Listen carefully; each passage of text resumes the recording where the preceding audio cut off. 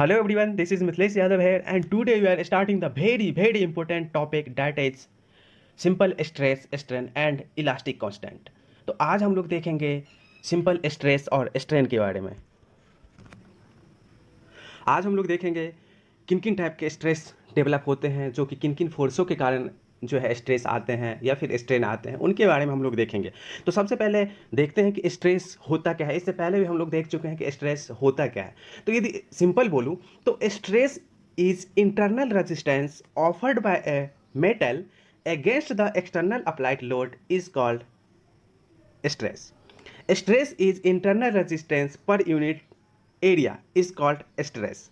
Stress जो होता है वो होता है load per unit cross sectional area, और वो लोड जो होता है कहाँ से पास होना चाहिए? लोड जो है वो पास होना चाहिए सीजी से, सेंट्रॉइडल एक्सिस से पास होना चाहिए। कोई मेंबर है तो लोड जो है यहाँ से कहाँ से होना चाहिए? सेंट्रॉइडल एक्सिस से पास होना चाहिए। Load is passing through the centroidal axis. और एरिया जो होता है वो कौन सा एरिया होता है? ये जो हमारा ये क्रॉस सेक्शनल एरिया होता है वो होता है। ठीक है, तो हम लोग आज देखने वाले हैं कि स्ट्रेस जो होता है किन किन टाइप के होते हैं, किन किन फोर्सों के कारण होते हैं। तो सबसे पहले हम देखते हैं कि if the if the load is eccentric if the load is eccentric it may cause bending moment, and if transverse load is eccentric it may cause torque।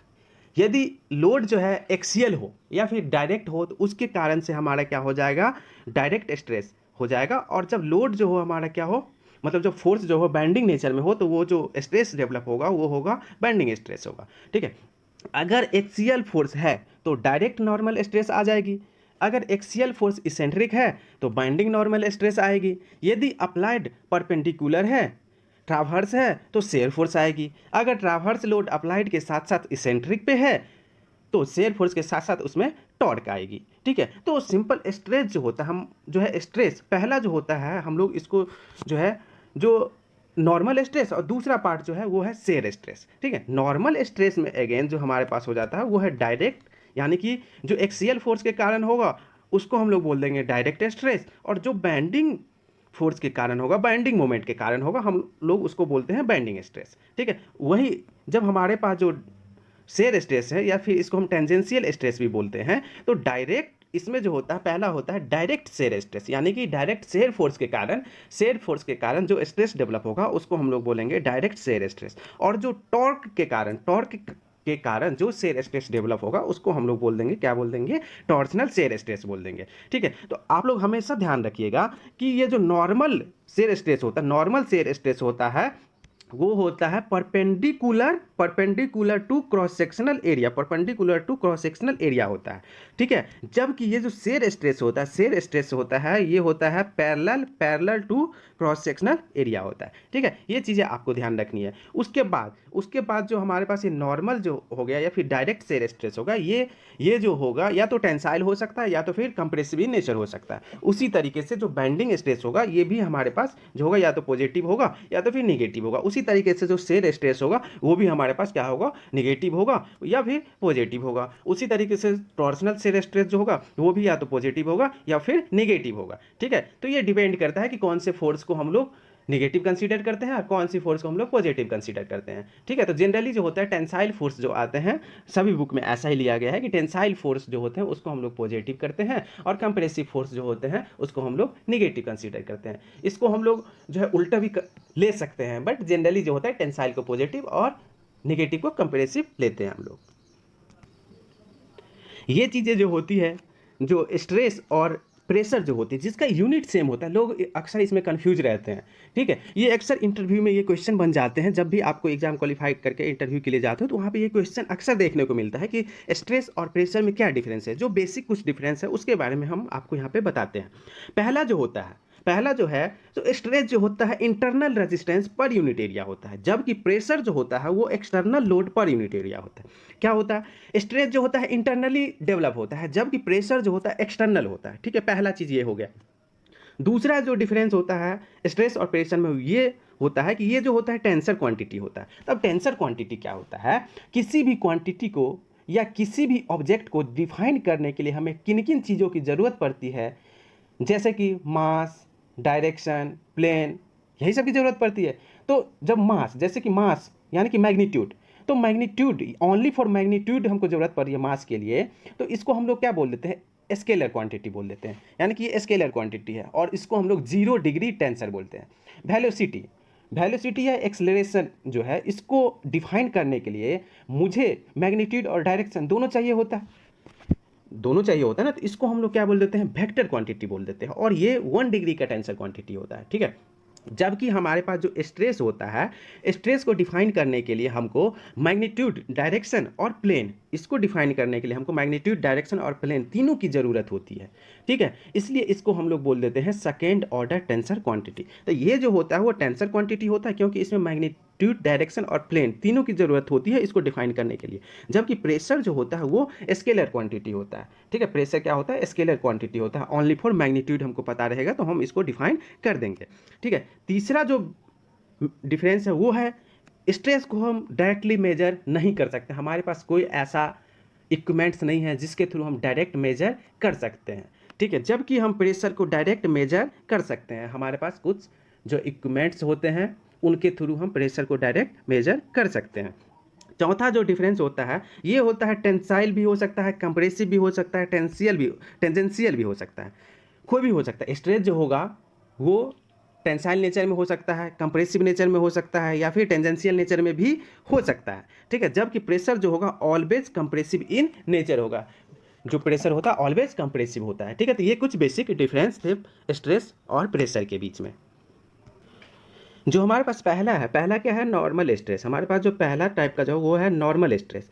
तो नॉर्मल स्ट्रेस क्या होता है, normal stress are always normal to the cross section at any section. Normal stress are represented by Greek letter sigma, इसको हम sigma से denote करते हैं।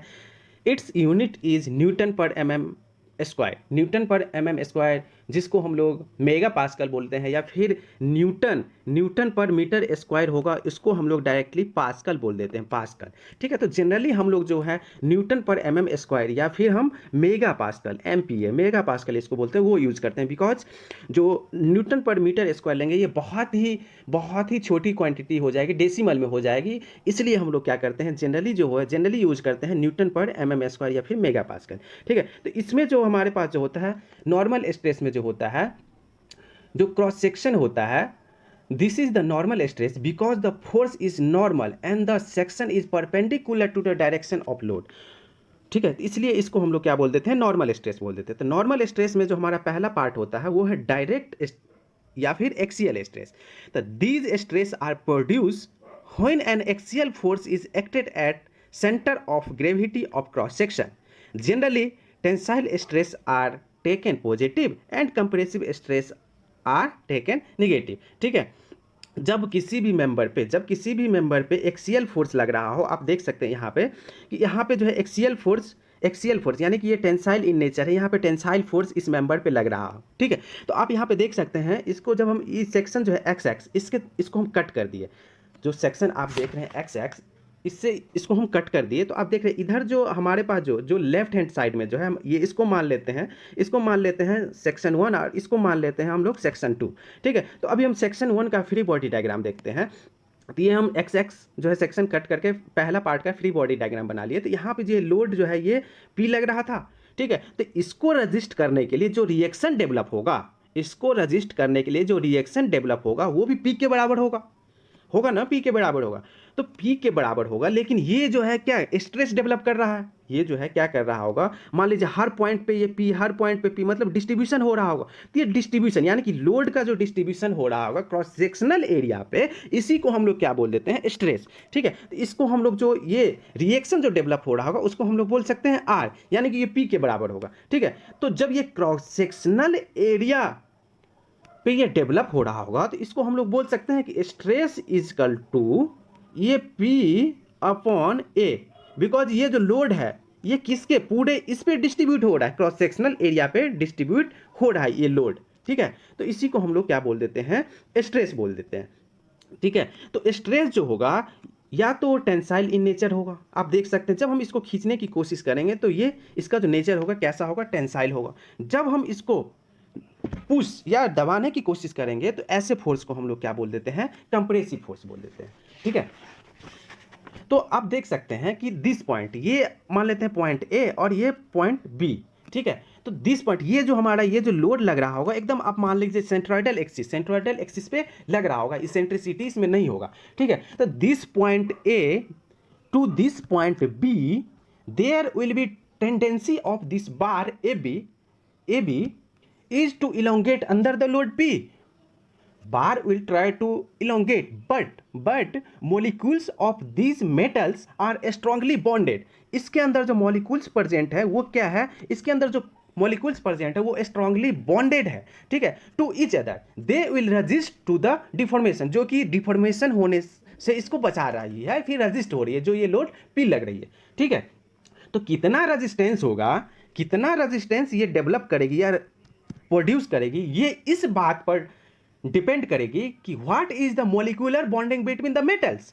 इनके बीच में जो मॉलिक्यूल्स हैं उनके बीच में कैसी बॉन्डिंग है इसके ऊपर डिपेंड करेंगे, ठीक है। तो बहुत सारे मटेरियल्स ऐसे होते हैं जो बहुत कम रेजिस्टेंस डेवलप करती है, क्योंकि उसकी मॉलिक्यूल्स की बॉन्डिंग फिक्स होती है, जिस कारण से उसमें लार्ज डिफॉर्मेशन देखने को मिलता है। जबकि बहुत सारे मटेरियल्स ऐसे होते हैं जिनका मॉलिक्यूलर बॉन्डिंग जो होता है मॉलिक्यूल्स के बीच में बहुत ही ज़्यादा स्ट्रांग होता है, तो ऐसे मटेरियल में जो होता है हमको लेस डिफॉर्मेशन देखने को मिलता है। तो ये जो हमारा हो जाएगा कौन सा है, नॉर्मल स्ट्रेस, यानी कि this is the normal stress because this force is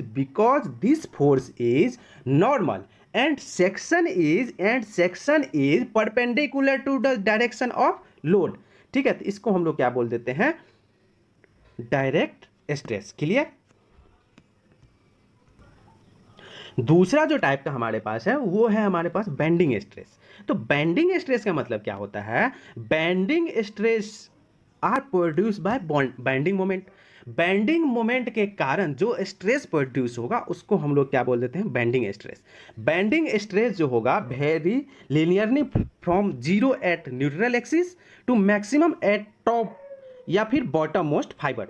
जो होगा बेंडिंग स्ट्रेस जो होगा न्यूट्रल एक्सिस पे जीरो होगा, जबकि मैक्सिमम वैल्यू जो होगा इसका कहाँ पे होगा, टॉप या फिर बॉटम मोस्ट फाइबर पे जो होगा ये मैक्सिमम वैल्यू होगा।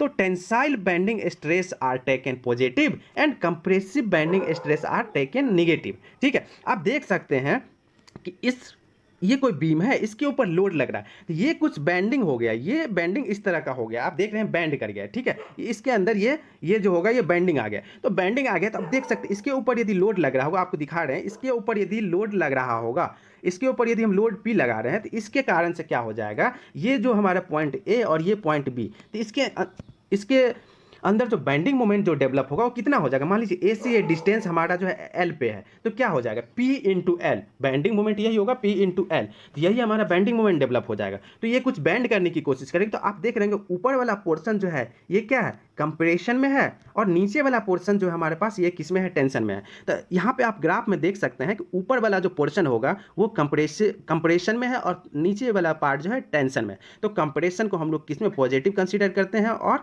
जो निगेटिव होता है उसको हम लोग कंप्रेशन, और जो पॉजिटिव होता है उसको हम लोग टेंशन बोलते हैं, ठीक है। तो बॉटम मोस्ट जो है ये टेंशन में होता है, जबकि टॉप मोस्ट फाइबर जो होता है हमारे पास वो किस में होता है, कंप्रेशन में होता है, क्योंकि आप देखिए दबने की वो कोशिश कर रहा था, ठीक है। तो bending stress, tensile bending stress are taken positive and compressive bending stress are taken negative. और ये जो होगा टेंशन में होगा या कंप्रेशन में होगा, ये डिपेंड करता है किसके ऊपर, ये डिपेंड करता है आपका एंड कंडीशन के ऊपर, जो सपोर्ट कैसा है। आप यहाँ पे देख रहे होंगे ये जो है कैंटिलीवर बीम है, तो कैंटिलीवर बीम है, यहाँ पे फोर्स P लग रहा होगा, यहाँ पे कोई फोर्स P लग रहा होगा, जिस कारण से ये जो बीम होगा कुछ इस टाइप का जो है बैंड होने की कोशिश करेगा, ठीक है, कुछ इस टाइप का बैंड होने की कोशिश करेगा। तो आप देख सकते हैं कि जो टॉप मोस्ट फाइबर है वो क्या है, टेंशन में दिख रहा होगा, और ये जो बॉटम वाला जो पोर्शन है ये है कंप्रेशन में, ठीक है। तो ये इन चीज़ों पे डिपेंड करता है कि इसका जो है सपोर्ट कंडीशन कैसा है, ठीक है। इसके ऊपर भी डिपेंड करता है कि टॉप में कंप्रेशन होगा या फिर बॉटम में। ये हमारा जो है सिंपली सपोर्टेड बीम था, सिंपली सपोर्टेड में जब यहाँ पे लोड लग रही होगी तो कुछ इस टाइप का ये बेंडिंग होने की कोशिश करेगा, तो टॉप में जो होगा कंप्रेशन होगा और बॉटम में टेंशन होगा। जबकि ये जो कैंटिलीवर बीम है, तो कैंटिलीवर बीम में जो है हमारा टॉप में टेंशन होगा और बॉटम में कंप्रेशन होगा। नेक्स्ट टाइप का जो हमारे पास स्ट्रेस है वो है हमारे पास शेयर स्ट्रेस। तो shear stress are resistance offered by material against shearing force. ठीक है। Its value is determined by dividing the shear force in the plane of the section by corresponding area. तो जो शेयर स्ट्रेस होता है इसको हम लोग जो डिनोट करते हैं वो टाउ से डिनोट करते हैं। तो टाउ इज इक्वल टू हो जाता है फोर्स अपॉन एरिया।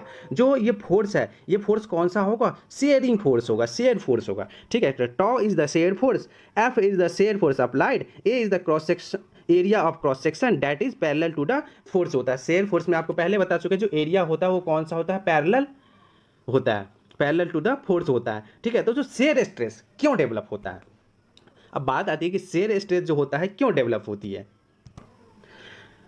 अगर ऐसा कंडीशन आ जाए, अगर किसी भी ऑब्जेक्ट पे two non collinear force act कर रहा होगा, यदि किसी भी ऑब्जेक्ट पे ये हमारे पास एक बीम है, आप देख सकते हैं ये एक्स एक्स एक्सिस है, इस पे मतलब किसी भी ऑब्जेक्ट पे two non collinear forces act कर रही होगी, यानी कि नॉन कोलिनियर का मतलब ये होता है कि लाइन ऑफ एक्शन जो होगा वो जो होगा डिफरेंट होगा, लाइन ऑफ एक्शन जो होगा फोर्स का वो डिफरेंट होगा, इसका लाइन ऑफ एक्शन अलग है, इसका लाइन ऑफ एक्शन अलग है। जब ऐसा फोर्स लग रहा होगा, जब ऐसा फोर्स किसी ऑब्जेक्ट पे लग रहा होगा, इक्वल एंड अपोजिट फोर्स, मतलब नॉन कॉलिनियर हो और equal and opposite in nature हो, ठीक है, इक्वल हो और अपोजिट इन नेचर हो, ठीक है। अगर ऐसी फोर्स किसी ऑब्जेक्ट पे लगेगा तो उसके जितने भी लेयर्स होंगे, यहाँ पे आप देख रहे होंगे मॉलिक्यूल्स के लेयर्स होते हैं, आपको पहले भी बता चुके हैं कि मॉलिक्यूल्स प्रेजेंट होते हैं। तो जितने भी लेयर्स होंगे एक दूसरे के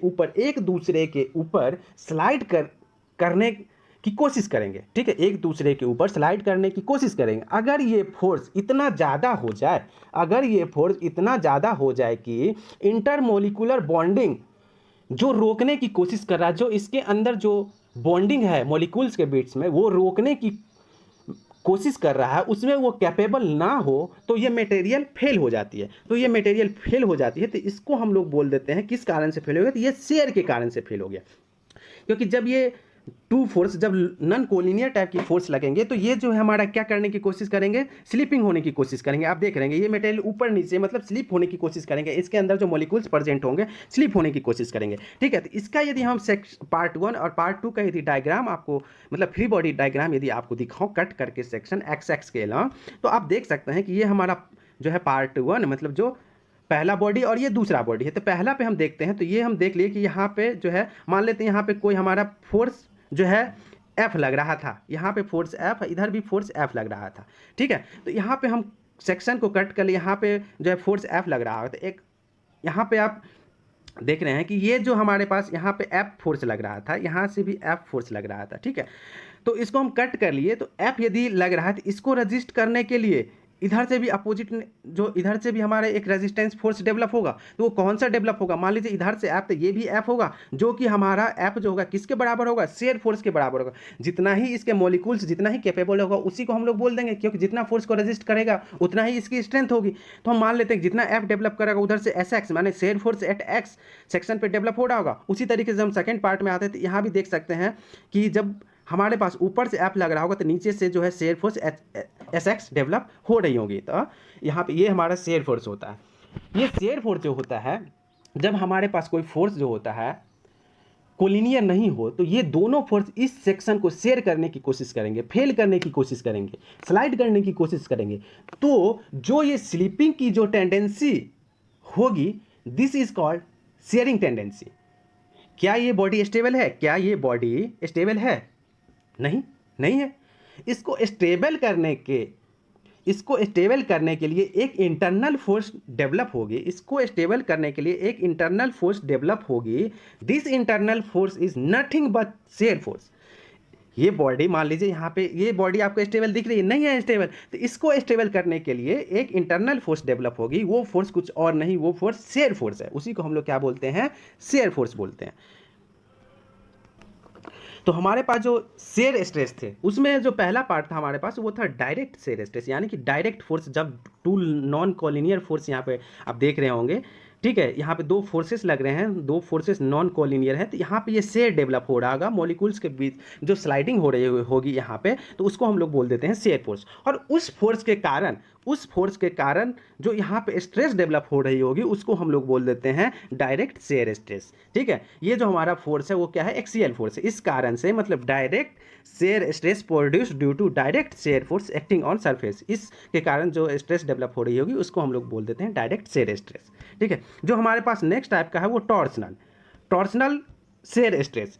these stress are produce when member is subjected to torsional moment और टॉर्क। यदि टॉर्क के कारण यदि यहाँ पे स्ट्रेस डेवलप हो रहा होगा तो इसको हम लोग बोल देंगे टॉर्सनल शेयर स्ट्रेस। ठीक है, ये आप मेंबर देख सकते हैं, ये कोई मेंबर है हमारे पास, यहाँ पे आप देख सकते हैं ये जो है, जो हमारे पास जो है ये एफ फोर्स के कारण यहाँ पे ये टॉर्क का मतलब क्या, मतलब ऐंठने की कोशिश, जैसे हम लोग ये मतलब कपड़े को ऐंठते हैं ना, मतलब ऐंठन, मतलब जो है ये रोटेट करने की कोशिश करेगा। ठीक है, टॉर्क डेवलप हो जाएगा, आप देख सकते हैं यहाँ पे टॉर्क डेवलप हो जाएगा। ठीक है, तो उस फोर्स के कारण, टॉर्क के कारण जो यहाँ पे स्ट्रेस डेवलप होगा उसको हम लोग बोल देंगे टॉर्सनल शेयर स्ट्रेस। ठीक है, तो ये किसके बराबर होगा, मान लेते हैं कि यहाँ जो है इसेंट्रिसिटी जो है क्या है, इसेंट्रिसिटी जो है ई है, तो क्या हो जाएगा एफ इंटू ई, जैसे कि हम लोग मोमेंट में कैलकुलेट करते थे कि फोर्स इंटू परपेंडिकुलर डिस्टेंस। ठीक है, पी इंटू एल, उसी तरीके से यहाँ पे इसेंट्रिसिटी ई है तो एफ इंटू ई, तो टॉर्क हमारा किसके बराबर हो जाएगा, T is equal to F into E. तो इसके बारे में और भी डिटेल जो है हम लोग जो है एक चैप्टर है उसके, इसका जो डिटेल है उसमें हम सेपरेटली बहुत ही ज़्यादा डिटेल में पढ़ेंगे। तो यहाँ पे हमको डिटेल में पढ़ने की, यहाँ पे हमको जाननी है कि टॉर्सनल स्ट्रेस जो होता है वो कैसा होता है। ठीक है, तो ये जो है एक शेयर फोर्स की तरह है, तो शेयर फोर्स इसको हम लोग क्यों बोल रहे हैं। ठीक है, शेयर फोर्स क्यों कह रहा हूँ, क्योंकि लेंथ जो आप देख रहे होंगे, लेंथ जो है क्या है, एक्स डायरेक्शन में है, लेंथ जो है एक्स डायरेक्शन में है। फोर्स जो है आप देख रहे होंगे, फोर्स जो है किस में है, वाई डायरेक्शन में है। और इसेंट्रिसिटी जो है आप देख रहे होंगे, ये जो इसेंट्रिसिटी है ये किस में है, जेड डायरेक्शन में है। ठीक है, तो इसलिए इसको हम लोग क्या बोल देते हैं, शेयर फोर्स। जब भी फोर्स लेंथ और इसेंट्रिक अलग अलग डायरेक्शन में होगी तो वहाँ पे क्या होगा, टॉर्क आएगी ही आएगी। जब टॉर्क आएगी तो उस कारण से वहाँ पे स्ट्रेस डेवलप होगी, उस स्ट्रेस को हम लोग बोल देते हैं टॉर्सनल शेयर स्ट्रेस। टॉर्क की वजह से भी शेयर स्ट्रेस प्रोड्यूस होगा, और वो शेयर स्ट्रेस कैसा होगा, टॉर्क की वजह से शेयर स्ट्रेस जो है डेवलप होगा, और वो शेयर स्ट्रेस कैसा होगा, उसका क्या डिस्ट्रीब्यूशन होगा, वो आप टॉर्क वाले चैप्टर में डिटेल में पढ़ेंगे। यहाँ पे आपको बस बेसिक चीज़ें जाननी थी कि टॉर्क होती क्या है। ठीक है, यहाँ पे यदि आप एक क्वेश्चन कर ले, क्वेश्चन नंबर 1 आप देख सकते हैं इसमें कि क्वेश्चन नंबर 1 क्या कह रहा है, a bearing pad consisting of a flexible material of thickness 15 mm crafted by a thin steel plate of dimension 85 mm and 60 mm is subjected to a horizontal shear force 10 kN, determine the average shear stress। ठीक है, ये जो है आपको एक जो है हमारे पास बियरिंग पैड है। ठीक है, उसमें हमको दे दिया है कि इसका जो थिकनेस है वो दे दिया हुआ है 15 mm, इसका जो लेंथ है वो 85 mm, और इसका जो ये डेप्थ दिख रहा है ये है कितना, 60 mm, और इस पर जो है हॉरिजॉन्टल डायरेक्शन में एक फोर्स लग रहा है 10 kN का। तो इस पर जो होगा शेयर स्ट्रेस होगा, एवरेज शेयर स्ट्रेस होगा, वो कितना होगा वो कैलकुलेट करके बताइए। तो चलिए इसको सॉल्व करके देखते हैं। ठीक है, तो यहाँ पे आप देख सकते हैं कि सबसे पहले हमको शेयर स्ट्रेस बराबर क्या होता है, फोर्स इनटू एरिया। ठीक है, फोर्स इनटू एरिया होता है। तो फोर्स कितना था, 10 kN का था, इसको हम लोग क्या करेंगे, न्यूटन में चेंज कर देंगे, तो 1000 से मल्टीप्लाई कर देंगे इनटू एरिया। एरिया जो हमारा क्या था, शेयर फोर्स क्या था, शेयर फोर्स जो था हमारा, शेयर फोर्स कितना था, ये हॉरिजॉन्टल में लग रहा था 10, तो इसके लिए हमारा क्या, ये एरिया होगा, और ये हमारा जो ये विड्थ वाला जो एरिया था यही एरिया तो होगा। ये जो हमारे पास जो कुछ मेंबर हमारे पास प्रेजेंट था ऐसा था। ठीक है, तो मेंबर जो हमारे पास था, तो ये शेयर फोर्स के लिए लेंथ, क्योंकि ये हॉरिजॉन्टल फोर्स लग रहा था 10 kN का, तो ये लेंथ होगा। और ये जो हमारे पास ये जो डेप्थ था, यहाँ पे आप देख सकते हैं, दिखाते हैं आपको, ये जो हमारे पास था ये जो हमारे पास था ये 60 mm वाला, यही दोनों रिस्पॉन्सिबल होगा इस फोर्स के लिए, यही एरिया होगा। मतलब एक ये होगा, ये जो एल वाला पार्ट और ये वाला पार्ट होगा, तो एरिया हम लोग यही कंसीडर करेंगे। तो यहाँ पे क्या हो जाएगा, जब आप देख सकते हैं कि 10, इसको हम न्यूटन में कन्वर्ट कर लिए, 10 इंटू 1000 तो क्या हो जाएगा, न्यूटन में हो गया। और ये एरिया जो हमारे पास हो गया 60 इंटू 85, तो इसको जब हम कैलकुलेट करेंगे तो हमारे पास जो आएगा 1.96 न्यूटन पर mm स्क्वायर, या फिर इसको हम लोग बोल देते हैं 1.96 मेगा पास्कल। ठीक है, न्यूटन पर mm स्क्वायर या फिर मेगा पास्कल दोनों सेम ही होते हैं। ठीक है, ये आपको समझ में आ गई होगी आई थिंक। अब हम लोग देखते हैं कि स्ट्रेन क्या होता था। हम लोग स्ट्रेन के बारे में देखे थे कि स्ट्रेन का मतलब होता है डिफॉर्मेशन। स्ट्रेन का मतलब होता था डिफॉर्मेशन, यानी कि जब लोड लग रहा होगा किसी मेंबर पे, लोड लग रहा होगा तो उसके अंदर कितना चेंज इन लेंथ आया होगा। तो स्ट्रेन जो होता था change in length upon original length, इसी को हम लोग क्या बोल देते थे, स्ट्रेन। स्ट्रेन जो होता था एक unit less dimension less quantity होता था। ठीक है, तो स्ट्रेन जो है कितने टाइप के होते हैं। तो पहला जो होता है हमारे पास एक्सियल स्ट्रेन, यानी कि एक्सियल फोर्स लग रहा होगा जिस कारण से एक्सियल डायरेक्शन में, यानी कि इस पे एक्सियल फोर्स लग रहा होगा, तो इसी डायरेक्शन में यदि कितना लेंथ मतलब चेंज हुआ, क्या हुआ, तो उसको हम लोग बोल देते हैं एक्सियल स्ट्रेन। दूसरा होता है लेटरल डायमेंशन में। लेटरल हमारे पास 2 डायमेंशन हो सकता है, तो लेटरल डायमेंशन में जो स्ट्रेन डेवलप होगी उसको हम लोग बोल देंगे लेटरल स्ट्रेन। और जो मतलब शेयर फोर्स के कारण जो स्ट्रेन डेवलप होगी, शेयर फोर्स के कारण, उसको हम लोग बोल देंगे शेयर स्ट्रेन। ठीक है, तो यहाँ पे आप देख सकते हैं कि strain in the direction of applied force is known as axial strain. ठीक है, it is the ratio of change in the linear dimension to the original linear dimension of the member. ठीक है, change in length upon original length. यहाँ पे आप देख सकते हैं ये ओरिजिनल लेंथ था, और ये जो हमारा जो हो गया L plus del L, change in length हो गया। ठीक है, यदि टेंसाइल फोर्स लगाएंगे तो लेंथ इंक्रीज करेगा, और जब कंप्रेसिव फोर्स लगाएंगे तो लेंथ डिक्रीज करेगा। ठीक है, तो उसके ऊपर ये डिपेंड करेगा कि एल प्लस डेल नॉट होगा या फिर एल माइनस डेल नॉट, ये जो डेल एल होगा। ठीक है, यदि टेंसाइल होगा तो हम डेल एल जो लिखेंगे इसको लिख सकते हैं एल प्लस डेल एल। ठीक है, यदि कंप्रेसिव होगा तो यहाँ पे नेगेटिव आ जाएगा। तो ये एक्सियल फोर्स हो गया। एक्सियल फोर्स के कारण जो स्ट्रेन डेवलप होगा उसको हम लोग बोल देते हैं एक्सियल स्ट्रेन।